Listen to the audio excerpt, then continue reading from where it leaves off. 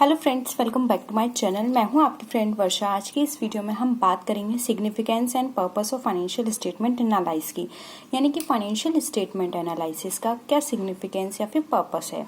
तो देखिए, सबसे पहले आपको ऊपर पॉइंट दिख रहा है टू जज, यानी कि टू जज the present and future earning capacity and profitability of the business, यानी कि फाइनेंशियल स्टेटमेंट के अंदर ये हमें हेल्प करता है हमारे जो भी प्रेजेंट और फ्यूचर अर्निंग कैपेसिटी है उसको जज करने में। इससे हमें पता चलता है कि अभी हम कितना अर्न कर रहे हैं एंड फ्यूचर में हमारी कितनी अर्निंग्स होंगी। ठीक है।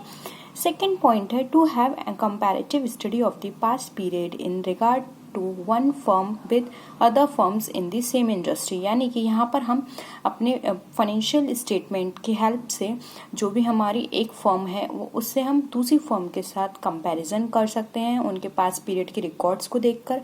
अब ये रिकॉर्ड्स हम कैसे देखेंगे, अगर हम प्रॉपर तरीके से फाइनेंशियल स्टेटमेंट बनाएंगे। ठीक है।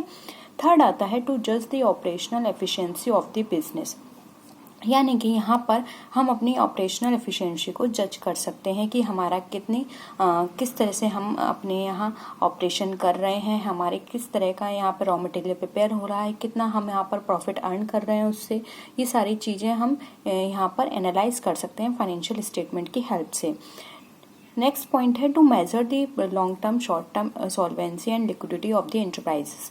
अब देखिए, फाइनेंशियल स्टेटमेंट जो होता है इससे हमें अपनी लॉन्ग टर्म, क्योंकि लॉन्ग टर्म यहाँ पे सारे लॉन्ग टर्म की हमारी जितनी भी असेट्स हैं या लाइबिलिटीज़ हैं वो सब यहाँ पे मेंशन होते हैं, तो उससे हम लॉन्ग टर्म अपनी हमारी कितनी कैपेसिटी है या फिर शॉर्ट टर्म सॉल्वेंसी कितनी है या फिर लिक्विडिटी। अब लिक्विडिटी हम कैसे मेंटेन करेंगे, यहाँ पर हमें लिक्विडिटी के बेसिस पर देखिए हमारे शॉर्ट पीरियड की यहाँ पर लाइबिलिटीज़ होती हैं, शॉर्ट पीरियड की हमारी यहाँ पर एसेट्स होती हैं। तो इन दोनों के बेसिस पर हम ये देख सकते हैं कि हमारी सॉल्वेंसी फर्म की कितनी निकल रही है और हमारी लिक्विडिटी कितनी निकल कर आ रही है।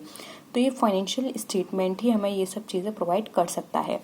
फिर है to facilitate forecasting, budgeting and deciding future lines of action, यानी कि यहाँ पर हमें फाइनेंशियल स्टेटमेंट की हेल्प से हम फोरकास्ट कर सकते हैं, बजट बना सकते हैं। क्योंकि देखिए यहाँ पर हमें मदद मिलती है कि हमारे पास टोटल हमारी लाइबिलिटीज़ इतनी है, टोटल एसेट्स इतनी है, तो हमें हमारे पास फंड इतना अवेलेबल है, तो हमें आगे फर्दर उसी हिसाब से हम अगर हमें फ़ंड चाहिए तो हम फंड रेज करेंगे, और अगर हमारे पास प्रॉपर फंड है तो उनका हम बेस्ट यूटिलाइजेशन किस तरह से कर सकते हैं। ये सारी चीज़ें हमें फाइनेंशियल स्टेटमेंट एनालाइज से ही पता चलेंगी। ठीक है। तो हम इससे बजटिंग कर सकते हैं और हमारी जो भी फ्यूचर लाइंस ऑफ एक्शन है हम उसको डिसाइड करके चल सकते हैं। तो ये सारी चीज़ें हमारे यहाँ पर हेल्प करते हैं। ठीक है।